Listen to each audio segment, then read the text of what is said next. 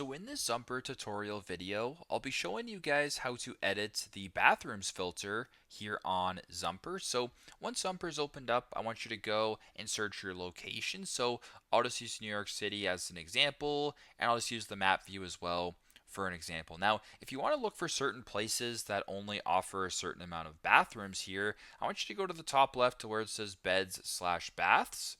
And then where it says bathrooms right here, you can go ahead and select 1, 2, 3, 4, 5 plus, whatever the case may be. So if you're looking for places that only offer 3 or more bathrooms, for instance, we'll go ahead and press on 3 or more, we'll press on view results.